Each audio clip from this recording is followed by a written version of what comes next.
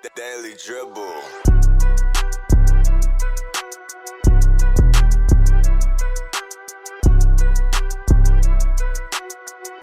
And welcome back to the Daily Dribble podcast, guys. As always, I'm your host, Nick Zammit. The band is officially back together on this week's show. Joining me is Mr. Liam Hancock. How's it going, guys? And Mr. Ro Hancock. How we going, guys? Fellas, what a week to return. Christ. I tell you what, I cannot remember a more action-packed week. I've actually legitimately struggled to keep up this week. There's just been so much going on. If it's not trades, it's records being broken, it's controversy. It's just crazy. Like if you are one of my many followers on LinkedIn, Many followers on LinkedIn. I'm very active on LinkedIn. I know you might have seen a couple of posts I put up during the week, and one of them was the fact that this week, if you're a basketball fan, it's essentially been our Christmas. Yeah, it has been. With the way the NBL's going, Roy, repping the Tassie Jack Jumpers there after a phenomenal win last night in the playing game, thus securing their spot in the semi-final. And the NBA trade deadline, it has been just absolute pandemonium. We love it. Real quick, who's your most famous friend on LinkedIn? Oh, here we go. He's going to big note some people here. Well, not my most famous friend, but I was just telling Ro, I did get a like on one of my posts during the week from Josh Adams, former Jack Jumpers player. Josh, yeah. But no, I've got many heavy hitters on my LinkedIn. The Jack Jumpers own GM, right? Yep. The CEO there, Simon Brookhouse, Larry Kesselman, owner of the league. I've got plenty of heavy hitters, mate. Don't worry. While we're speaking about you, Nick, credit to you for your pod last week. Enjoyed that one. It was good, Nick, actually. Really for good. like a solo pod, you did a good job. Did all right there. A lot of points. I was like, yeah, that's right. 5 stars.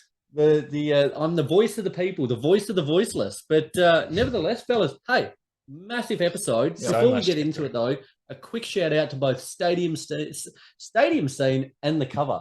You see, I'm rushing through it. My excitement is just exuding at the moment. Calm down. Stadium Scene, and the sun's ready for KD. The Stadium Scene and the cover, those two entities, as I say, week in and week out, doing tremendous things for not only us, but other content creators out there. We can't thank them enough for continuing to support us, not only here in Australia, but also abroad in the US and Canada. Certainly very appreciative for all their continued hard work and support of us here at the Daily Dribble. Much appreciated. Fellas, let's push on into some very, very quick odds and ends. We'll rip through them, then we'll get into we'll just dissect all the trade news coming out of the trade deadline because it has been fast and furious to say the least. Tokyo Drift. Let's get it. Odds and ends. Just quickly, Steph Curry set to miss multiple weeks after suffering a leg injury the other day. Due to that, looks set to miss All-Star weekend. A big blow for the Warriors, especially, I'll touch on it a little more shortly, but given the way the West teams are certainly, they've made changes here, climbing up the standings. The Warriors have kind of remained pretty similar, a couple of moves around the edges, but losing their marquee man in Steph Curry. Again, exactly. It's certainly it's going to be of quite detrimental impact, I think. Well, when it's such a logjam as it is, you can't afford to be losing these guys who can keep you in contention. And Steph Curry, as we know, on his day is an MVP caliber type player for that Golden State Warriors team. And to have him go down at this point of the season, it's really not ideal for them. Lee, can they, we've seen like the other day, Clay had a massive game, Jordan, Paul, Wiggins, Draymond Green, they've got pieces there. Just getting Gary Payton back the other day, or today it might have been. Is there enough to keep them afloat in a very congested West? How long did you say he's out for? Well, it looks multiple weeks, so it'll be after the All-Star weekend. A couple of games to go before then. And where are they sitting? Oh, they are currently sitting. They're in that logjam there in the West at the moment. They're currently sitting in 9th position. They're a game up on Portland at the moment, a game and a half on the Jazz and OKC. So a little bit of breathing room. I'm going to say you can never count the Warriors out. This is a massive blow for them, and it does hurt. They do have the players that can step up on each given night with Curry out. But... Well, I guess then I'll pose it this way to you. Is a pass mark for them without Curry playing 500 volt? Yeah. Yeah, okay. Yeah. For you, Rose, I think so. I think it has to be. Yeah. Yeah, I agree. I think they just have to keep their head above water while Steph Curry's out. And if they can do that, then I have complete faith in them come the pointy end of the season. And Ro, what did George Michael once say? Got to have faith, Nick. Amen to that, brother. Moving ahead to the Beantown boys. I was boys. about to say the Boston Celtics. Jaylen Brown has suffered a facial fracture and will likely miss quite some extensive time. There's quite a few facial fractures going around across the NBA and NBL at the minute. There with Josh Majette as well being struck down. Again, another player likely to miss All-Star weekend. Again, Boston, they've built quite a. It's Milwaukee are catching up to them, but they're quite sitting pretty at the moment. Comfortable in the East. Do you think this will have any bearing on their season going forward, or is it really just kind of treading water?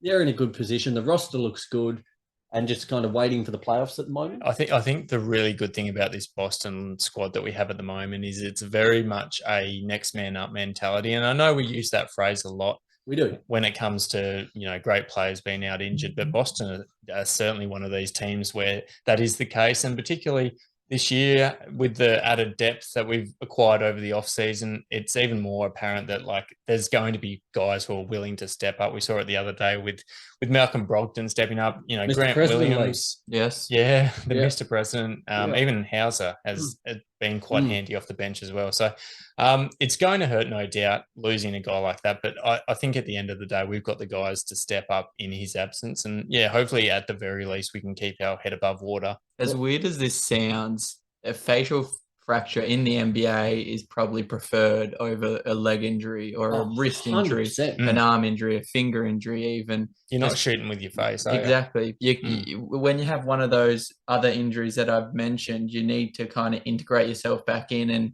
train your legs, train your arms back up. You don't need to train your face back up. Just wait till your face feels better and Jay Brown will be right. You ever just quickly on that, and I was thinking of this yesterday. Have you guys ever tried?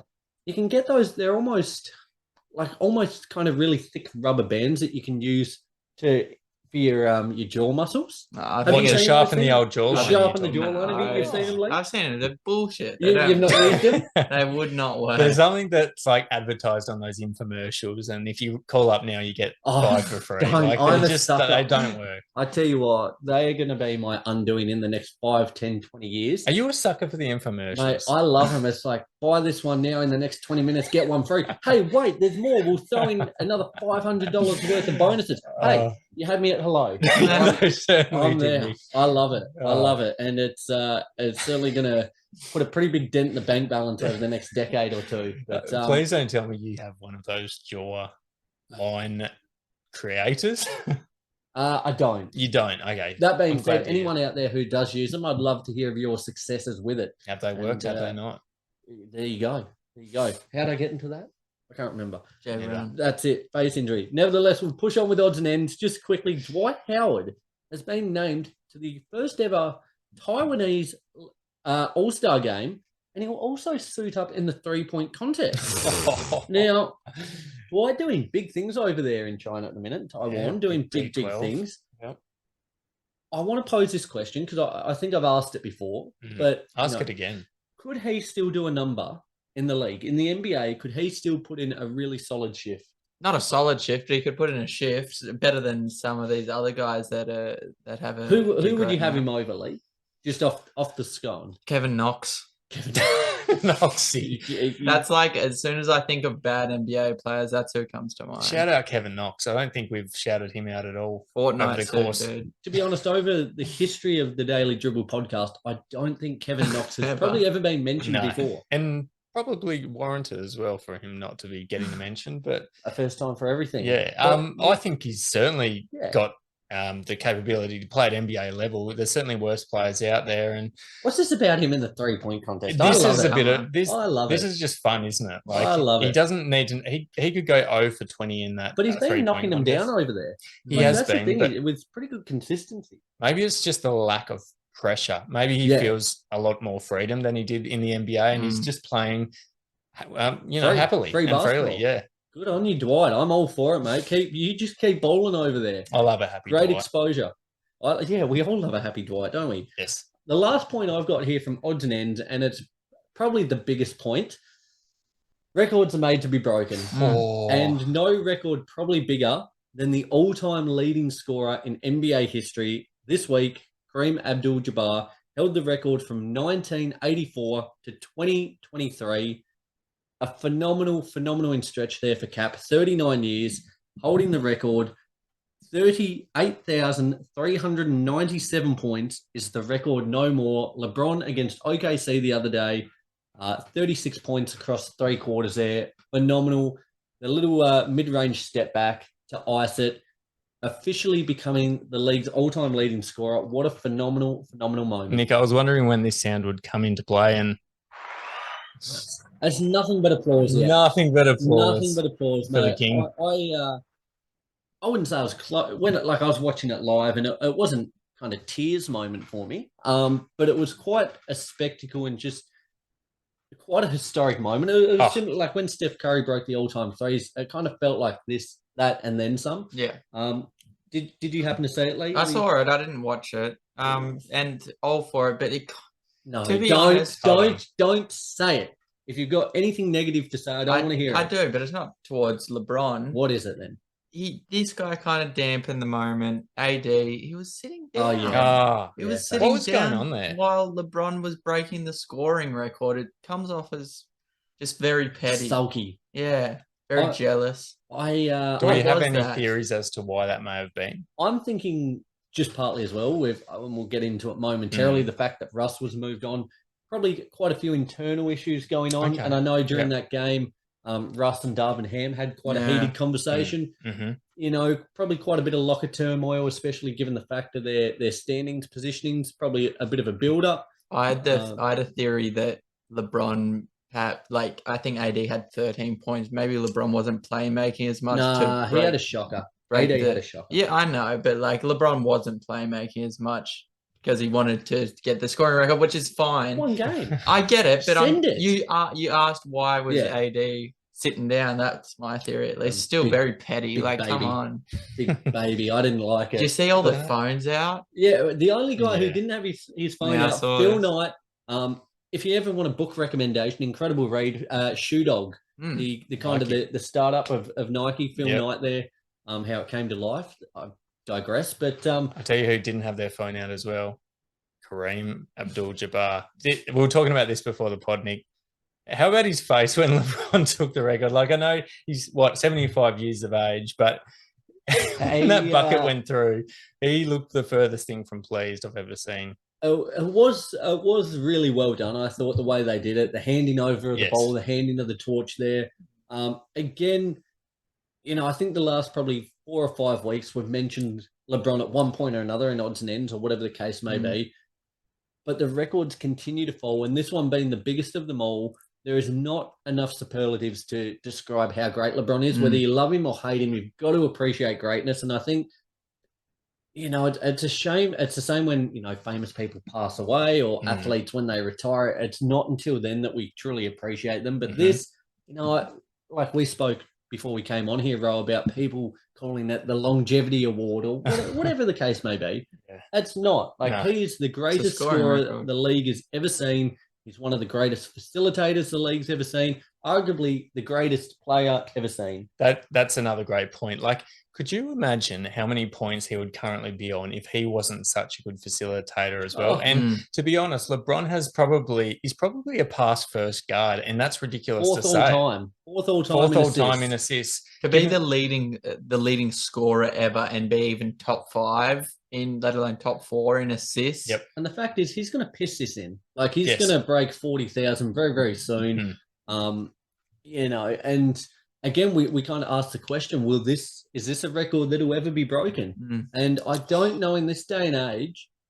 But people said that when Kareem broke. 100%. But the way that injuries now, load management, it's often, it's a team game for the most part. There's still superstars undoubtedly, but which superstar now is going to play 20 plus years at the highest levels? That is the exactly right thing to say, because the thing is, guys could score 30 points a game every year for 7 years straight, just say 8 years straight. But the fact of the matter is LeBron's been doing this for 20 years. So I think it's all going to come down to who can score that heavily and at that volume, but also stick around for as long as LeBron has and play it as... Lucas said the other day, he's only a couple of years into his career and he's already kind of plotted an early retirement. Yeah. So who's going to do it? I at this point in time, I can't see anybody. What about Josh Giddey? No, absolutely not. I'm fine. Absolutely not. Tried to fit it in there. A phenomenal milestone, and I think before we move on, one that the whole, league, fans, everybody involved with basketball needs to appreciate. Absolutely, yep. Again, probably the magnitude of it probably hasn't quite set in yet, but when you look in the history books and the all-time leading scorer, LeBron James, enough said, incredible moment as well, and seeing his family, all the players there, his wife, Cap there, passing of the torch, the video montage, really well done. Really well done. Yep. Beautiful, lads. Let's get to the main event. The Daily Dribble. As we said, the trade deadline this week, there's never ebbs and flows. It's kind of a tsunami. Like it hits you like a ton of bricks, and that has been the case this week. It's been incredible the rate at which these trades have come. So our kind of plan is we're going to rip through some of these smaller ones pretty quickly. I'll rattle through the ins and outs of them. We can touch on whichever ones we want, gloss over which ones we want to as well. It's our podcast. We'll do what we want. Yeah, I'm not afraid of anyone. Put them up. I don't care. But then we'll discuss some of these bigger ones a little more in-depthly. And guys, as always, had some great messages, conversations during the week from you guys out there giving your thoughts on these trades. So, as always, let us know what you think of our analysis on them. Give us your thoughts. We would love to hear it all. Hit us up, Facebook, Instagram, Twitter, YouTube, TikTok, LinkedIn, all of them. Waiting for it, Nick. Willing and active to engage with you guys at every possible opportunity. So be sure to keep it coming. We certainly appreciate it.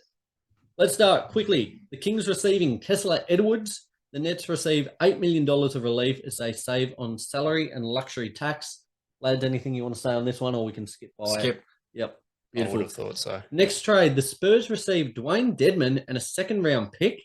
The Heat clear salary cap space on this one, just under $5 million. Again, I think a good move for the Spurs. The fact is, they'll waive Dedman. Another second-round pick there just to build to their asset chest. As we'll speak about probably a little more shortly soon. It really is the Spurs, and namely the Jazz and OKC, over the next decade, who are going to run rampant over this league just with the abundance of assets they have. But a good move, I think, for the Spurs. Anything from you, fellas? It's not really moving the needle, but yes, I do agree. Is this Dwayne Dedman out of the league? Not that it doesn't really matter, but is it the end of, for his sake, is it the end of his career? No, I think he'll get picked up. You reckon? For, what's it, $4.5 million. I think a team will just get him purely for veteran, like a kind of a tertiary big man, a bit of veteran leadership. He's very low risk, isn't he? Very low risk, so I think he'll find somewhere. Yep. He's not a dead man just yet. Very low hanging fruit. It gets a little chuckle, not a laugh. Just once I want to get a laugh out it's of Lee. It's a nose exhale. Yeah, it takes something big. Leaves the barometer of a good joke. No, like it takes an absolute howler to get even like a tiny bit of a smirk out of Lee. And you know what I love? When you do get one, you know it's genuine. You've said something pretty bloody funny. I feel Lee goes out of his way to not laugh sometimes. No. Well, Ro, let's see if we can move your needle with interpret that how you want. This one might interpret it in different ways. Okay. Your needle. The Knicks receive Josh Hart. The Blazers receive Cam Reddish and a protected first-round pick. But this one, I found it quite stiff, the fact that Josh Hart found out as he was warming up for the Blazers. He's warming up. He's putting in work, getting ready for a big game there, and he's found out he's been traded to New York. It's better than when Harrison Barnes found out mid-game. That was wild. That was a bit harsh. That was wild. But on this one, what do you think the Knicks... Do you think this is a handy pickup? Cam Reddish wasn't really seeing much game time. No. It's a protected future first round, so we'll see how that one plays out. But do you like Josh Hart heading to the Knicks? I think he's one of these guys, isn't he, though? Like, in my opinion, who I think's quite underrated. Like, he does everything that he needs to do for his team. And do I think it's a great fit? I'm not sure just yet, but this isn't one that really caught my attention. It's not moving your needle, man. Not really, to be honest with you. I don't think Josh Hart's going to, turn the Knicks into any sort of like championship contenders or anything like that. But I still think it's a handy addition. Amanda, please, Lee, does this move your needle? Moves the needle, not in the in the fact that he won't bring them a championship like Rowe was saying, but he'll definitely help them win more games. They needed a wing, seeing that they weren't playing Cam Reddish. He's a great small rebounder. He just can't shoot very well, but I find my opinion of him fluctuates quite a lot between being really overrated or really underrated. And it's kind of almost a week-by-week analysis on him. But nevertheless, we'll push on then. The Raptors receive Jakob Poeltl. The Spurs receive Ken Burge, a protected 2024 first-round pick and 2 future second-round picks. Thus, with this, Poeltl returns to Toronto after being involved in that Kawhi Leonard trade, averaging 12 points, 9 rebounds this season. Again, I think it certainly helps the Raptors. Poeltl, again, might be getting into the slightly overrated territory, I think. But I think for this package, it was quite probably fair. Probably could have got away with giving one second round pick, 1 first round, 1 second round, but might have been one too many. Nevertheless, I think a handy pickup for the Raptors. This did move my needle a tiny bit, to be perfectly honest with you. I think when you're getting near on like a 10-10 player, or 12-9, as you were saying, Nick, I think he's got something to offer for the Toronto Raptors. So I think you'll take that. And I don't think he really lined up with where the Spurs were at, to be perfectly honest. So I'm liking that one. They're in full Wemby stakes. Lee, anything you wanted to add on this one, or not so much? Not really. If we're talking about the Raptors now, I'm underwhelmed with their trading. I think we were saying this before the pod, weren't we, Nick? We did. Nothing on OG, nothing on Fred, nothing on some of these heavy hitters that certainly could have been moved. But they were the team that had all the assets to move. Everyone was up for grabs, and they didn't trade any of them. No, except Ken Burge. It's just lazy and it's complacent. Yeah, and it's just a little bit. It's disheartening if you're a Raptors fan. It is, because the future, and we said this off air, Ro, the future is just where it is. Like you're going to be a playing team at best. They're just not moving. They're just treading water, and it's a horrible place to be in the NBA. You want to be rebuilding, or you want to be contending, and they're doing neither at the moment. Nope. Let's move ahead. Boston receive the big Muz, Mike Muscala. I love this. And the Thunder receive Justin Jackson and 2 second-round picks, thus adding to their just abundance of assets in the draft category. It's just overwhelming how many picks they have. It's off the dial. But Boston received Muscala, a big, can shoot the 3 ball. Yep. Did this tickle your fancy, Ro, as our resident Beantown boy fan? It actually did, to be honest with you. Like Mike Muscala, let's be honest, he's not a household name. We know that. But I think at the end of the day, he's just that at the moment, the Boston Celtics just need these handy little pieces that can contribute to hopefully a championship run, in my eyes. And I think Mike Muscala, a guy who can hit the 3 when he needs to. He's got the length. It can be a difficult matchup given the fact that he's got a bit of length and he can shoot the 3 ball depending on who he's up against. So I actually like this. Does he then, and I'll pose it to you as well, Lee, if you were kind of Joe Mazzulla there, does he see more game time, do you reckon, over or under than Blake Griffin? Well, what, come playoff times or regular season? Pick your poison. I think he's getting more, to be honest. Yeah, I'll say regular season just purely for the fact the rotation will short considerably in the playoffs. I think over as well, just because of his versatility to stretch the floor a little more so and open that lane for Tatum and Brown and those aggressive players. We're saying this and they'll both probably only get like 5 minutes come playoffs time, so it's not really Well, you want to play, you do want to play your starters come playoffs, but I think he's just a bit more multifaceted than Blake Griffin. But younger. Yeah, absolutely. Imagine us going back 10 years and saying, who would you rather, Blake Griffin or Mike Muscala on your team? Sad. It is sad, isn't it? What a Bring fall back from Lob grace. City clips. Amen. We'll push ahead. The Nuggets receive Thomas Bryant. The Lakers receive Davon Reed and 3 second-round picks. I thought Thomas Bryant gave some really valuable minutes this year in an otherwise pretty bleak season. Yes. I thought he had some really good games. Especially when AD was out, he was stepping up and he really wanted to, it felt like he really wanted to raise some eyebrows. And in particular, maybe LeBron, seeing that he was on LeBron's team. But 100%. Came over from the Wizards. I thought certainly earned a spot, earned his minutes. I think for the Nuggets, a handy pickup there. Just bolstering their backup depth, their bench depth there. good to get 3 second-round picks back for the Lakers. Again, we know they more often than not don't draft players. They're simply a sign on free agency and sign the biggest names possible. So we'll see what that gets turned into in the future. But again, just handy given their lack of assets, slowly trying to build it back up. We'll move ahead. Portland receive Matisse Thybulle. The 76ers receive Jalen McDaniels and 2 second-round picks. And the Hornets receive Svi Mykhailiuk and 2 second-round picks. Now, I guess the big piece of this being Portland receiving Thybulle. Yeah. A good pickup for the Blazers, do you fellas think? Well, the thing is, I think for a fair while now, we've been talking about Matisse Thybulle as a guy who probably needs a change of scenery. I feel like his time in Philadelphia had long expired. I think he probably should have been dealt a long time ago. But if he can get back to anywhere near the level he was playing at when he was at depoy level, I think that's an absolute steal for Portland. And it makes a little more sense, and we'll touch on it shortly, the fact that Gary Trent's now gone. He kind of feels that role, well, doesn't he? I mean, and Josh Hart was an above-level defender as well, 100%. So it feels that role. Yeah, definitely. For the Hornets, Lee, a bit of Hornets talk, mate. Are you happy getting the Svi Mykhailiuk? No, not giving up Jalen McDaniels. I'm a fan of Jalen McDaniels. I don't know why we got rid of him for Mykhailiuk. Yeah, don't know why we took part in this trade. Yeah, look, Mykhailiuk's not the kind of guy you're going to be switching on Hornets games to watch, are you? I tell you what, I can't talk given where the Lakers are, but I feel like watching the Hornets basketball at the minute would be tough. Tough watch, isn't tough it? league. It is. Yeah. All right. Well, let's push ahead.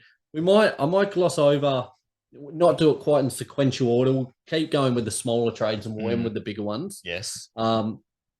But the Nets received 2 second-round picks. The Pacers received George Hill, Serge Ibaka, Jordan Nora, and 3 second-round picks. And the Bucks received Jay Crowder after being dealt in the Kevin Durant trade. So they're from Brooklyn. So, yeah, the Bucks received Jay Crowder. They get the guy that they kind of wanted. But I think this is quite a hefty price to pay for a guy who has not played all season.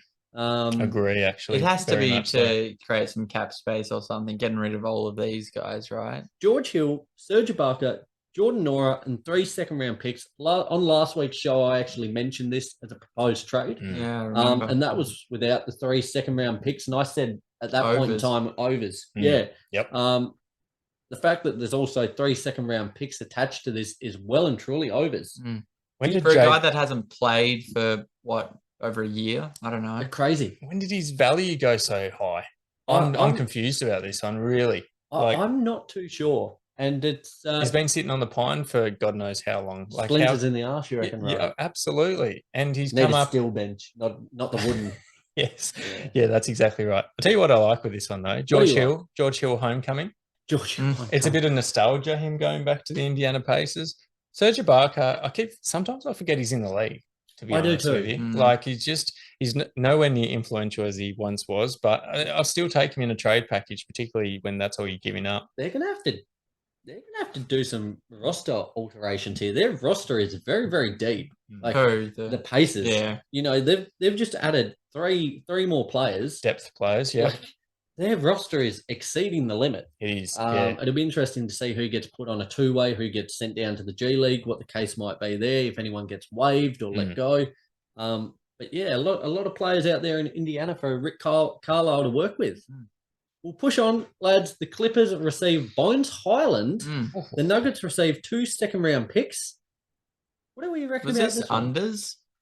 I'm high on Bones. I know he's a bit inconsistent. Bit erratic sometimes. But he's so young as well. Yeah. So you have to take that into account. He's got that room to grow. He went to the Clippers. I like it. I like it too. Point guard. Yeah. What happened with John Wall? Well, you just told your little thoughts there for a couple of moments. I actually don't know. I heard something happened. Well, he's been sent to the Rockets. What? Are you serious? Back to the Rockets he goes. A little Rockets homecoming there. But we will. We'll talk about Bones if you want. Yeah, well, actually, I don't have that John Wall one in my actual notes. I might have let that one go. But John Wall is back to the Rockets there. No doubt he'll get bought out or something. He won't be staying there. Or he'll get chased out of town. One or the other. Chased after out those comments very quickly. But yeah, I agree. For for the Clippers getting Highland there, a young guy just with an abundance of confidence, can shoot the 3-ball, certainly room to grow into there. I think, again, with the fact that they've got Terrence Mann there, a couple of these other players, there's a little bit of a crossover. Yep. So, when you've got Robert Covington, Norman Powell, it'll be interesting to see what his game time looks like. I don't think it'll be as great as what it was in Denver, but time will tell. It's such a low risk, high reward trade, that one, isn't it? Like, Yes. I'd give up second round picks any day of the week. Most of the time, these second round picks are guys who hardly get any game time as it is. Yeah. Bones is going to contribute in some way, so I'm happy with that if I'm the Clippers. Top 5, do you reckon? Top 5 names in the league? First name's Bones? I've never heard another person called Bones in my life, so I'd have to say he's up there, surely. Bones, yeah, it's such a cool name. Bones. Is it cool, or is it? Would you say it's intimidating? I'd love to be called Bones. Bones. I feel like you'd have to be repping some mad tattoos to be called Bones. Well, Lee fits the bill. So Lee fit the bill. What do you reckon? Straight down to the courthouse tomorrow morning? I Little reckon so. Bones Hancock. Bones. I tell you what, it would give our group here, our little merry band of misfits, a big plus in the intimidation factor scene. I don't know what Dad would think. I can't imagine you'd be thrilled about Wouldn't it, be to happy be honest. if you change your legal name to Bones. Bones. Go on. There you go. There's a little B-Rider goodnight punishment. Imagine. We'll push on with the next one, lads. The Hawks receive Garrison Matthews and Bruno Fernando. The Rockets receive Justin Holiday, Frank Kaminsky, and 2 second-round picks. Not a lot to say here, is there? We don't talk about Bruno. The next one, the Atlanta Hawks receive Sadiq Bey. The Pistons receive James Wiseman, and the Warriors receive Kevin Knox and 5 second-round picks. Lads, what the hell? This is 2 mentions of Kevin Knox in the same shot.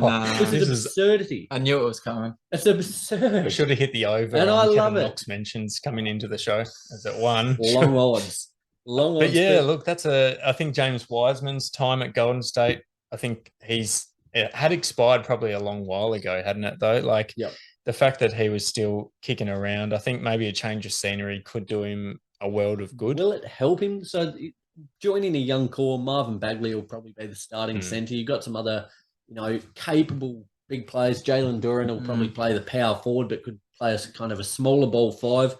Could this rejuvenate Wiseman, do you think, or you just think he's a bust? I personally think he's a bit of a bust, to be honest. But what did he go second overall? Like, that is so disappointing, and just for that reason, seeing that he went so high, I think he's a bust. I mean, I hate writing guys off this early into their career, but he's looked far from capable at NBA level so far. But I like guys who change scenery, and it's a bit of a wait and see for mine. I want to see how he performs in the Detroit colours. I tell you what, Atlanta though, Trae Young, DeJounte Murray, Hunter, off the bench, Bogdanovic, Bay now. They've got some real runners and gunners. Like, they're going to be putting up bulk 3 balls. Not that they weren't already, but with Sadiq Bey there as well, I reckon he's probably going to come off, like, he's just going to have a green light to shoot.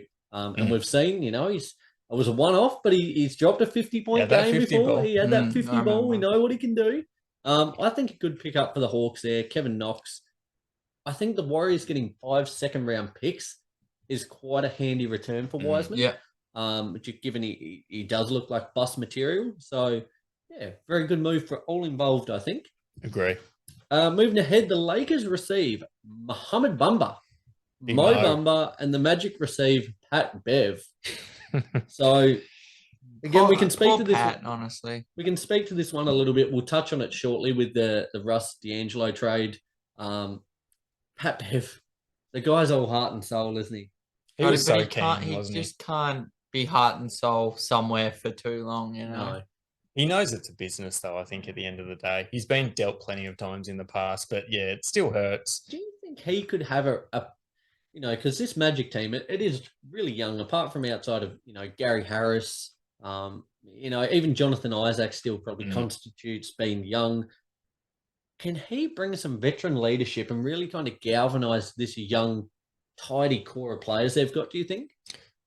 Yeah, I think he can definitely bring some grunt, and he's been around Bit the of league. pig. Yeah, he's such a pig, isn't he? Like in a good way sometimes though. Yeah. Like he gets you up and going, and he makes the other guys want to win. And for a team like Orlando Magic, that's exactly what they need. They need guys who know sort of like, or have at least the passion to win. Yeah. And Pat Bev certainly has that in absolute spades. So yeah, I don't mind him going to the Magic. In saying that, Pat Bev seems to be a guy who's just dished at any opportunity. He's such a, we were talking before the podcast, he's such a handy trade piece because even though he's not a star by any means, he's still got enough value in the league to provide something to another team. So, what do you reckon of this analogy then, Lee? Do you reckon he's a bit of an op shop player? You go to the op shop, you buy something normally pretty cheap. It's normally, decent quality, but it's not something that's probably going to be in your wardrobe for a real long time, is it?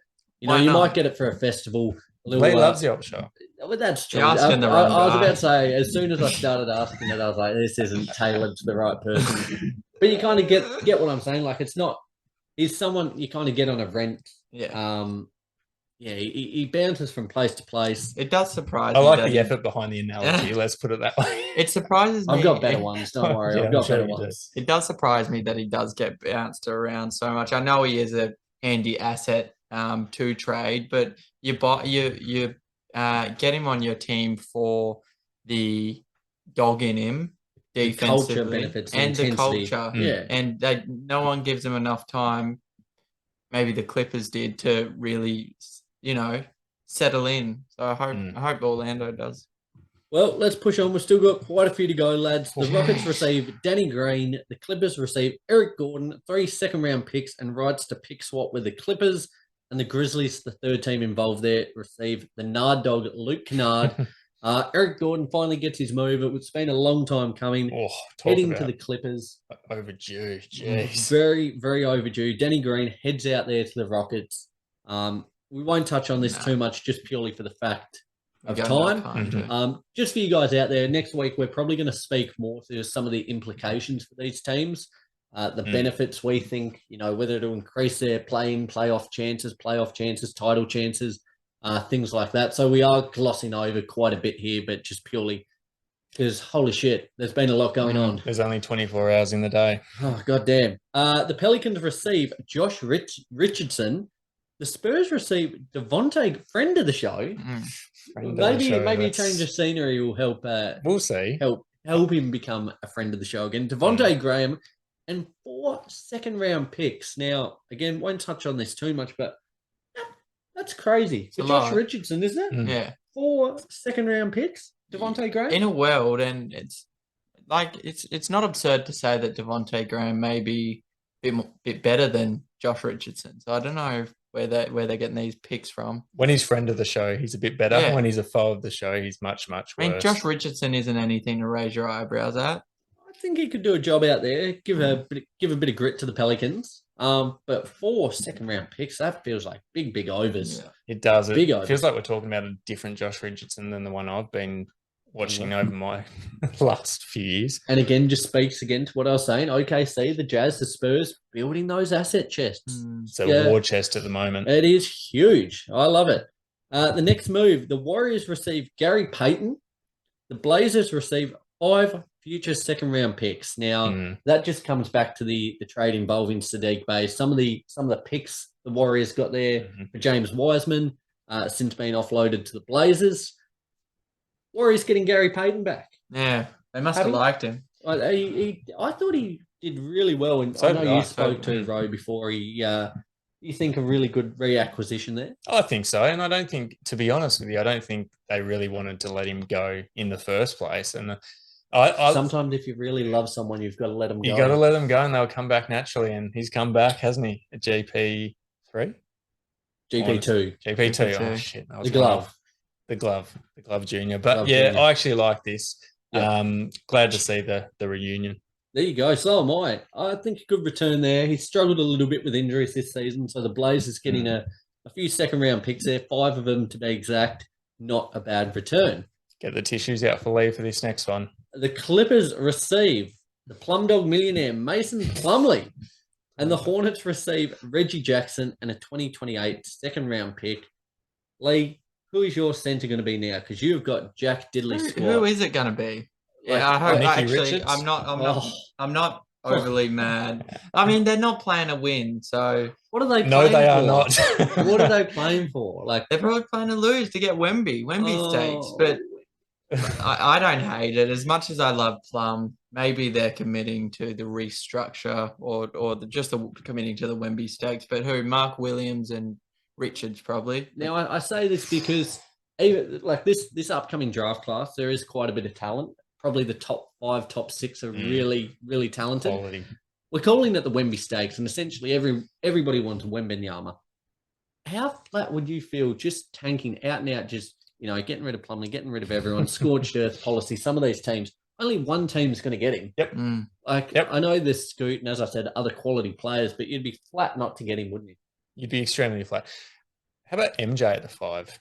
Oh, Would he pull the jersey on once more to play mate, some minutes at the 5? he could put a shift in still and be the best player on that team. No worries. Yeah. What is he? He'd be 50. Be almost 60, wouldn't he? Yeah, he would be too. Yeah. Hey, no worries. Get him in there. At this point, get him in. You've got to get him in. Be tempted. Let's move ahead. The final one before we get into the juicy stuff that you guys have all been waiting for. This is how we how we beat the algorithm. Yes. We save the best ones till last, so you guys have got to stay the course. Just a bit of foreplay. Unless you simply skipped forward.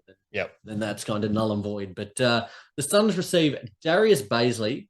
The Thunder receive Dario Saric and a second-round pick. Again, another pick, builds that chest. After losing Mike Muscala, Dario Saric plays a pretty similar role. Very kind of like-for-like player there. Slightly smaller, though. Can shoot the 3-ball. I think works out pretty well. They're not in a win-now phase. Don't really need Baisley. Another asset there. So, well done, again, for all parties involved, I think. Yep, I'm with you. All right, Lee, what have you got? Let's get to the big stuff. What's your big trade? Ooh. KD has been traded to the Nets. Has he? Unbelievable scene. Wouldn't have ever known. The league landscape has been shifted well and truly once again. KD and TJ Warren, who's a good piece, has been they're heading to the Knicks To where? Beg your pardon? Hope not. They're heading to Phoenix in exchange for Mikal Bridges, Cam Johnson, and then Jay Crowder, who got traded, along with 4 first-round picks and a 2028 pick swap. Wow. Now, what can you honestly say about this trade? This is crazy. NBA. It's game-breaking. It's a game-breaking trade, isn't it? I've said countless times, why did the Suns sit on their picks when they made the finals and lost? They sat on their picks. They didn't do anything. They should have been aggressive. They weren't.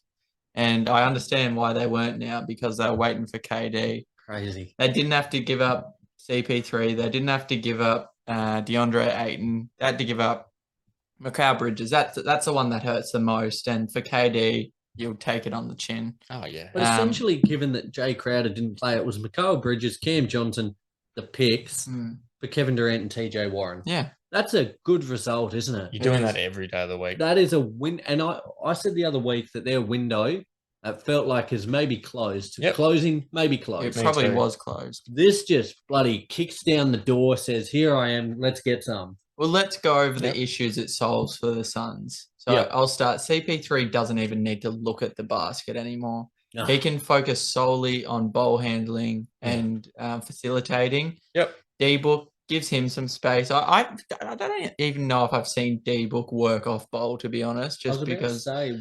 He'll play probably a lot more off ball now. Do you think that'll help him?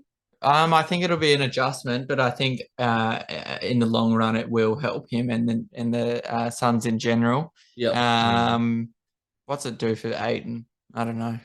Does it do anything? Or? Gives him just not as big an offensive No. workload now. Yeah. Lets him able to just guard the paint, get his buckets inside when he can. But I think it takes a bit of the pressure off him as well, to be fair. That's the main thing for D-Book. There was so much pressure on him. Every time he got the ball, he'd get double teamed because he was really the only true scoring threat. And now they've got probably the biggest scoring threat in the league in KD there too. Is this the year, do you think? And so what have we got? We got 25 to well, KD's still coming back from injury. When he comes back, maybe 20 to 25 games. Yeah. Book's just come back as well. Is this the year, do you think, that they're right there in the forefront, or is it next year, everyone fit, healthy, they've got a whole season to kind of mesh together? Mhm. Is there not do you think there's enough time this season to get it all together? Yes. Well, I mean, that's what they're going for. They didn't get KD to look into next year. They got KD to win now, whether they will or not. I mean, on paper, they're up there with the Bucks. On paper, it's broken. Yeah, on paper, they're up there with the Bucks and Boston, in my opinion. I think injury, KD will be coming back from injury. Devin Booker just has. So, I mean, it's not going to be seamless fitting someone like KD into this roster. But I hope they can all stay healthy. I think that's the main thing. What do you think, Ro, on this one? Where do you, Wayne? Do you think there's enough time? Do you think, and again, as I said, we'll speak to this probably all a little bit more so next week, because of time constraints, but do you think there's enough time this year? I think there is. I honestly think there is, and I think it's going to come down to KD's health, and health is wealth. That if you insert a healthy KD into this lineup come the end of the year, I put them as in contention with anyone else in the West. But wouldn't have you done that when they had Harden, KD, and Kyrie? Like, I know I did, but that's why I'm saying on paper it looks amazing. Here you go. Fun fact, or not fun fact, a little bit of trivia for you guys. Just slightly digressing, but Harden, Kyrie, KD, how many games did they all play together? Oh, well, I think I saw this. And it was over the course of a couple of years, wasn't it? Yep. What do you reckon, Lee? I'll say 16. I thought it was. I thought it was a bit higher than that. I thought it might have been 27. I don't know. Ding, ding, ding, ding, ding, ding, ding. 16 really? games. 16. Oh, that was a good guess. Wow. That was a good guess. He pulled that out of his backside. Either you saw it and you're playing it real cool, or that's a good guess. I did not see that. No, well done, Lee. Very 16. fair play. 16 games. That's unbelievable, If you're a Brooklyn fan, you know, all the hope that this iteration held, and it just went poof, up in smoke. And so much hope, so little deliverance. It's funny because they're now, I guess, just transitioning a little bit to the net side of things. They've gone back to that version they were before they got that big three. You know, Dinwiddie making his return. All these kind of grit and grind players who, you know, there's no real big name players, and I'm not counting Ben Simmons as a big name player. Came off the bench today. Cam Thomas, you could make a case was a big name player at the minute. Yeah, but they're kind of that version where it's just a team mentality. Play really hard ball. Play for one another. There's no star. It's going to be fun. It's going to be fun. But if you're a Nets fan, you've got to feel let down by the way that this last couple of seasons has gone. With all that it promised, with all hope that was kind of forced onto them, very disappointing. How couldn't you be let down? It should have worked. And it simply didn't. 16 games together. That's crazy, isn't it? Yep. That's just crazy. Over like 3 years. And to be 2 years, maybe. I don't know. To be honest, like we were talking about before, like the difference between the James Harden, KD, and Kyrie in comparison to CP3, Booker, and KD. Now, I think I can understand where Lee's coming from, but I think also that different type of accompanying players. Like you look at Kyrie and James Harden on that team alongside KD, both very ball dominant. And both ISO players as well. Yeah. You look at this team now, you've got Booker, who's just an out scorer, really. And you've got CP3, who, as Lee was saying, doesn't even need to put the ball in the bucket, really. He could probably average 15 assists if he wanted to and not even have to look up at it. Having all those options down the stretch in clutch time, though, like CP3 will get you a bucket. He'll get it if he needs to. KD will get you a bucket. Yes. Booker will get you a bucket. Optioned. And I guess just on that, do you feel a lot more faith in Monty Williams being able to kind of, you know, get this group together as opposed to a first-time head coach in Steve Nash? I was thinking That's a big lot. That's a lot of ego, a lot of talent to try and kind of harness. I was thinking this: if someone can control these egos, and there's not that many egos. KD has a big ego. It's Monty Williams, I think. So it's a mediator. CP3 has his ring chances are back. Do you think Monty Williams could kind of keep our little group together, like kind of quash the egos. Whose egos are we talking about? You're the only one with an ego, Nick. Gee, you I called walked yourself into it. out. I walked into it, but you're exactly right though on the CP3 point. Like as I said, it looked like his door was shutting pretty quickly, but this is huge. This is huge for him. It's huge for Phoenix. It's gonna be a hell of a ride to see how it all plays out. Like this is. Is it worth talking about what we're scared for, like the concerns? Obviously, the glaringly obvious ones is their depth and their defense, right? The depth will be a bit of a concern. I think they've probably got enough there to get come by. Playoffs. When the playoffs come and the rotation shortens to 8 players, I think they'll be fine. Yeah.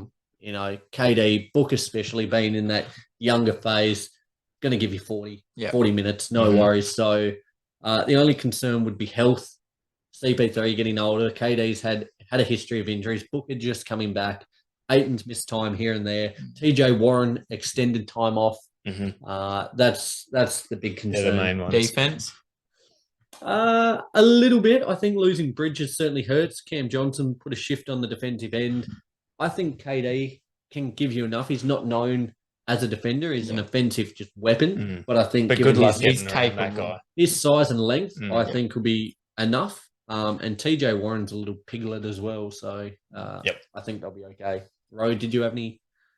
No. I'm really excited to see how it plays out. But yeah, I'm with you. I think the main concern for me will be this will be a worth it trade for Phoenix if KD can stay healthy. If he's in for 5 games and out for 10, then it's a bit of a waste of time in my opinion. But hopefully he can stay out there. Well, as I said, we'll be sure to speak about all this more next week. Let's push on, though, with the other big trade involving the Brooklyn Nets.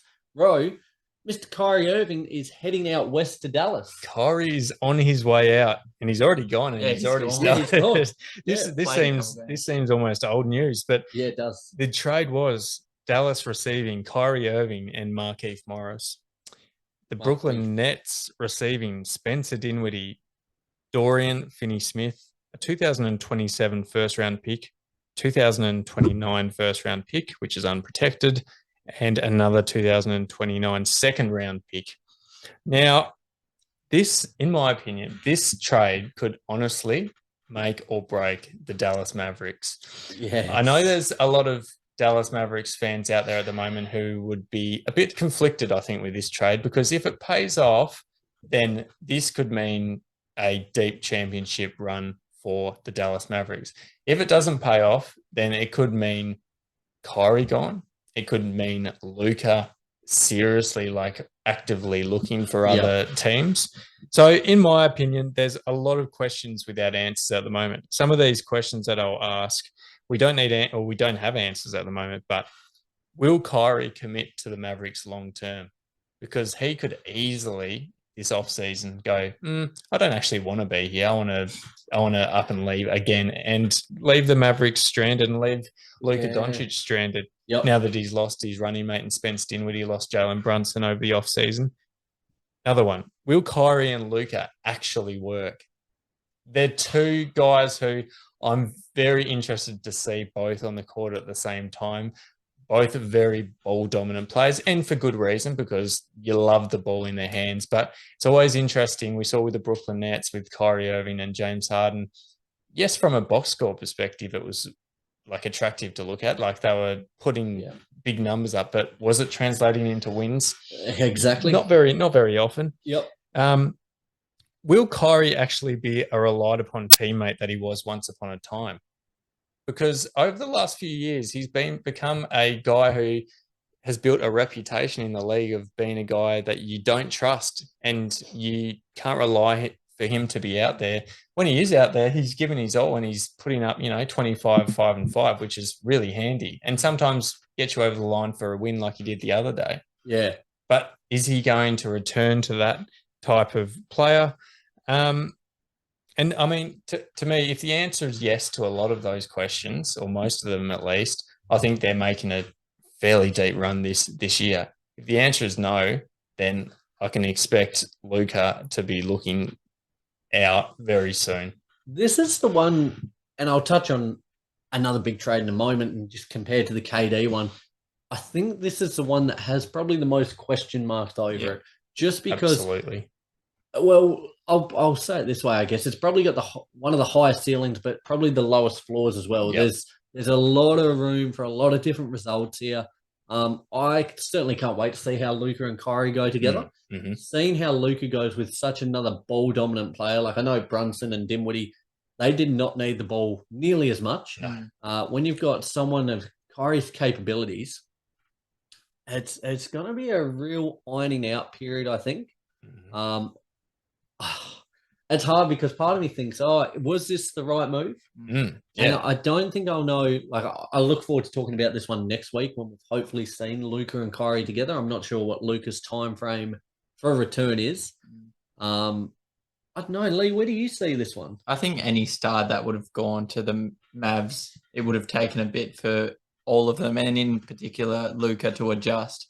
Because Luka has played so long being ball dominant because he has to be ball dominant. And it's not a destination place, is it, Dallas? Like, getting a big name is hard in any sense. No, I think the fact they got one. Yeah, the biggest adjustment will have to be from Luka, because he's just not going to have to be as ball dominant. He's never played with a guy as ball dominant as Kyrie Irving. And I was thinking to myself, like, when this trade went down and all these question marks were appearing, for so long we've been saying, geez, get Luka some help in Dallas. He can't do it all alone. And now that he's got help. He's got help. NBA fans just can't be pleased, can they? No. But I honestly think them letting go of Jaylen Brunson was such a loss. This year especially has proved how big of a loss it was, because he has really sparked off on the Knicks, and I have faith he would have done that if he stayed in Dallas. But they traded him. I'm going to say this then, just off the cuff. I think this will work. Like I need to say it together, but I think this is going to work. I think they're going to operate really well together as a tandem. Like, and I think they'll stagger the minutes quite a bit. So there's at least at one point in time, one of them is on the court. Like they'll start together. Kyrie will come off with a couple of minutes to go. Luka will run out the first quarter. Like, it'll be quite chop and change, but I think it'll work just because start and finish, they'll play together.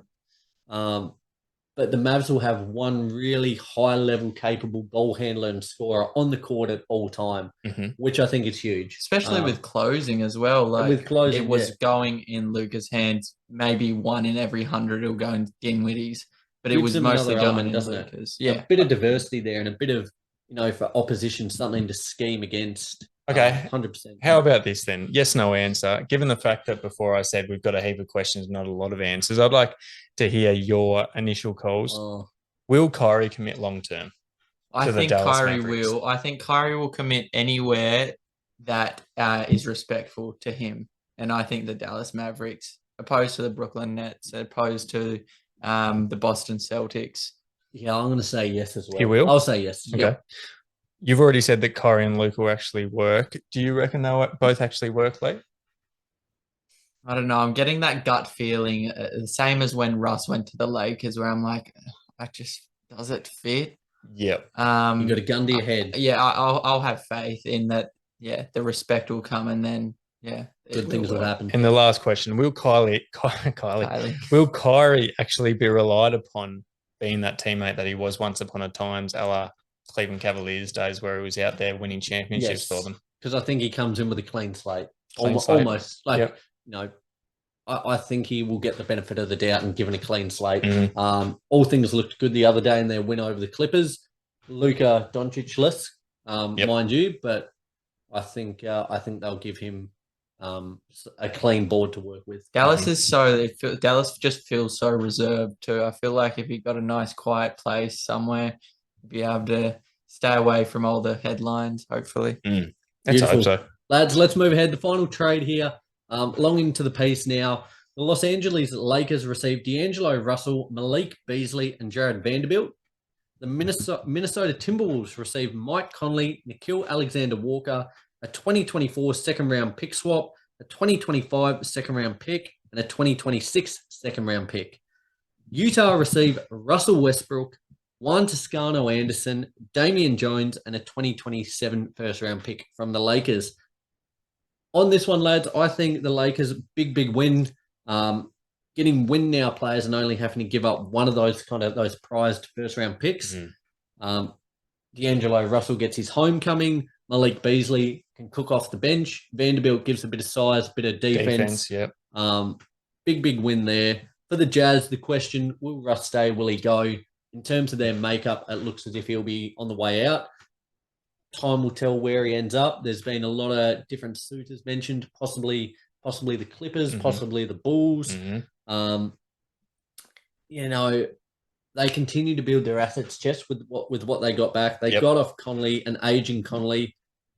They probably gave up a little bit too much in both Beasley and Vanderbilt, I think. Isn't it? Just a little bit too much. But overall, not too bad a move. But for the Wolves, I don't really know what they achieved. Neither do I. I feel like there must have been better options on the table for Russell, even if they were looking to shop him. There must have been better options than getting, an aging Conley, Alexander Walker, and a few second-round picks. In terms of a team that went all in on Rudy Gobert, looked like they were really positioning themselves for win now. I don't know what this move does for them. Well, my question is, do you like Mike Conley in that point guard spot over D'Lo? Because if you do, that's what they were doing. I would much rather have Russell. You reckon? The thing is, I don't know. Yeah, it's a tricky one. I think as a player, I think I would, like an individual player, I would have D'Lo on that squad in particular. Given the other players around him, I'd almost rather Mike Conley. Yeah, my point. Yeah, that's. I have to weigh it up when Cat comes back. Yeah, I think. I 100% get what you guys are saying. Absolutely, yeah, as an individual. Yep. D'Lo. My only concern then is if Edwards isn't scoring the ball, who are they going to turn to as a guard to really score the ball? Because Conley's not going to be able to get you, 25, 30y points. He nearly won the 3-point contest versus Steph. No defense there. No defense there. Who is their backup point guard? That's a great Austin question. Rivers. Yeah, it is. Yeah. Yep. Throwing hands. So anyone see that? I did. He wanted all the smoke, didn't he? Oh, Mo Bamba did. Yeah. Well, there you go. It's Mo Bamba out west now as well. But as a Lakers fan, I'm really quite happy with this. Gives us better depth. Gives us win now players. The real question is going to be how quickly can we get everyone integrated into the fold. Another loss earlier today to the Bucks, so we're slipping off the pace quickly. It's got to be wins. The adjustment period has to be so quick, Nick. It's got to be zero. So quick. Yeah. You can't afford to adjust for a good 20 games. No, it's just not there. You can't even have 5 games at this point because if they fall any further off the pace, the next game coming up, the day after next against the Warriors.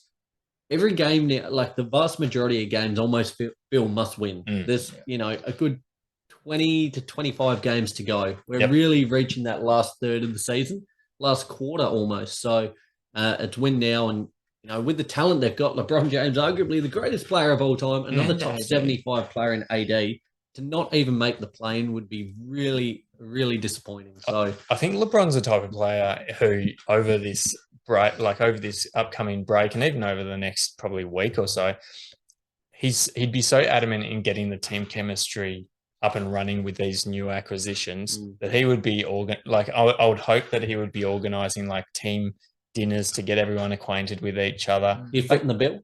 You reckon? I think he's more than comfortable. The Lakers or LeBron? Who's footing the bill? I think the Lakers would be, but I think LeBron could handle it. Yeah. LeBron could buy the Lakers if he wanted to. Well, I just saw actually something earlier today. LeBron's got a minority stake in Liverpool in the English Premier League. His initial investment was for $6 million. It's now worth 37, I believe. That same stake. So he's a business mogul. He's killing it on the floor, killing it off the floor. But sort of similar to me with my Luka jersey. Hey, absolutely, it's an investment, mate. It's not a purchase. No. It's an investment. Exactly.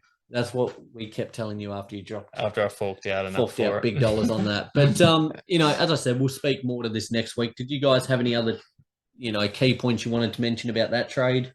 No, I don't think so. In particular, not really. I mean, from the Lakers' perspective, I look at what these guys have been able to do in the past, the guys who they've acquired, and you look at Malik Beasley. Once upon a time, not that long ago, really, he was a 20-point per night scorer. I know he won't be required to have that role, but what that does show me is that he's capable of scoring in the right situation. So sorry, as soon as you said that, my head just went to like fairy tales and whatever, like the opening line. Once upon a time, not a long time ago.